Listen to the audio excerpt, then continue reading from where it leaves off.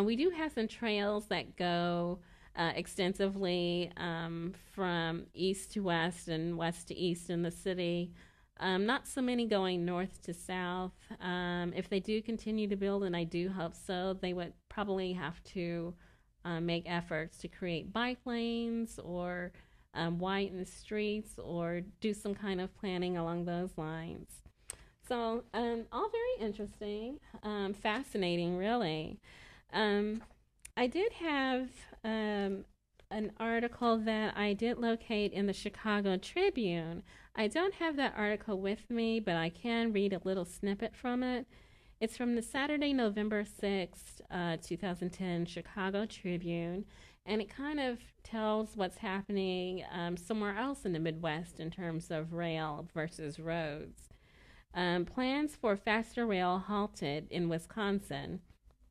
Governor elect opposes federally funded project.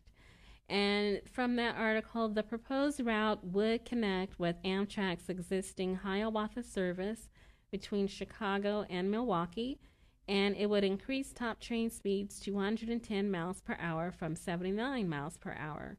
In addition, Wisconsin has been partnering with Minnesota to extend the high speed corridor to Minneapolis. So there are efforts and plans underway to connect and studies to connect a lot of the larger cities in the Midwest to one another. However, the article does go on to say that Doyle's decision to halt the preliminary work follows Tuesday's election of Republican Scott Walker to become Wisconsin's next governor. Walker campaigned against building a high speed rail network, saying his priority would be to repair roads and bridges. He called the passenger rail project a waste of taxpayer money. So that's how that's playing out between Minneapolis, Milwaukee, and Chicago. And I'll just go ahead and let you see an article that lets you see how it's playing out here in the Des Moines area.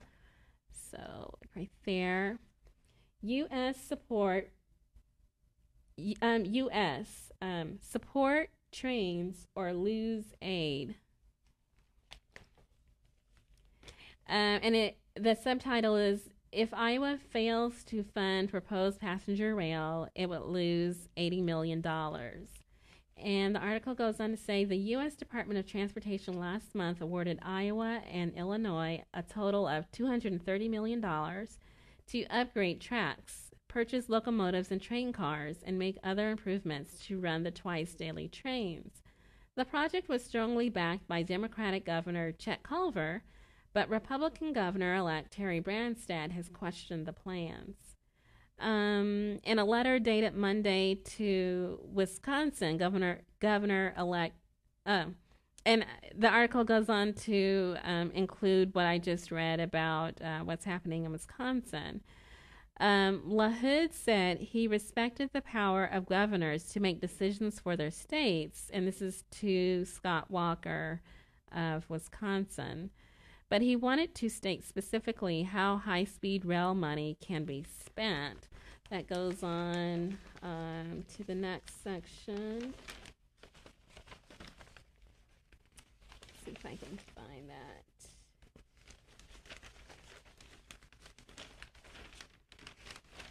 Where did that article go? 8B. Oh. Okay, I guess I don't have the second part of that article. Well, anyway, that first part pretty much, or do I? Do I have it? I think I do. 7B. No, sorry, folks. I don't have the second part of that article, but it is in the Thursday, November 11th Des Moines Register. We can see how that story ends. Okay. The next article I have is about the oil industry. And so that's on, let's see. Oh, okay. The next article is on the oil industry. And I'll let you see it right here. And This is from the Wednesday, November 10th, Des Moines Register. Oil industry joins ethanol attempting, oil industry joins others attempting to block E15. Okay. Okay. And basically, it's livestock and food industry groups also oppose the ethanol blend. This is from Washington, D.C. The oil industry is joining with food manufacturers, livestock producers, and fast food restaurants in an effort to block an increase in the amount of ethanol that can be added to gasoline. And this is a continuation of the biodiesel episode that we did, and that was episode 7, I believe.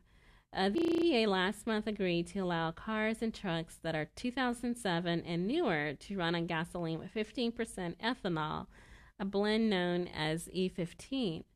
The ethanol limit has long been 10% for all vehicles, with the exception of flexible fuel cars and trucks that are manufactured to run on ethanol or gasoline. And then also the Grocery Manufacturers Association also weighed in on this. That group was joined by the American Petroleum Institute. And so we see how we've got very diverse groups joining together to oppose ethanol. And not just them, a series of livestock and food industry groups that include the National Pork Producers, National Council of Chain Restaurants, and the American Meat Institute, in asking a federal appeals court to block the EPA's E15 decision. And we did read an article here last week about Terry Branstad wanting to raise the blend limit on ethanol. And so that's how that was considered here.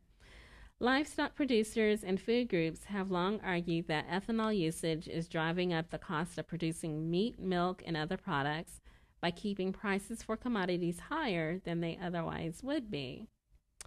Some in the ethanol industry are unhappy with the EPA too, both because it limited E15 to the newest vehicles and because of the orange warning label that I showed here on the show. It was published in the Des Moines Register, that the EPA has proposed for service station pumps. And so it looks like there's issues on both sides, pro and con, against ethanol. Unlike solar and wind, ethanol is getting a lot of commentary because of the way it affects the price of other commodities, and then also its effect on the environment as well, particularly with the industrialization of agriculture and how that affects the soil and soil erosion, and then stormwater, and then food prices. And so there's lots of issues with ethanol. Let's see. There was something else that came from the November 11th Des Moines Register. And I'm going to see if I can find that.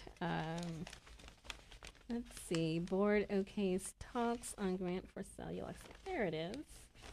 Great. Okay. I'll put that on the camera for you. Board OK's talks on grant for cellulosic ethanol plant. Okay. So the Power Fund panel chief backs DuPont linked plan at lower cost. The Iowa Power Fund board voted Wednesday to negotiate with a joint venture by DuPont and Danisco that is seeking a $19.8 million grant, the largest in the 3-year history of the fund. The joint venture wants to build an ethanol plant that would use corn cob stalks and leaves as feedstock rather than corn. DuPont Danisco officials said they hope to have a final contract by the end of January and break ground for an eventual opening in 2013.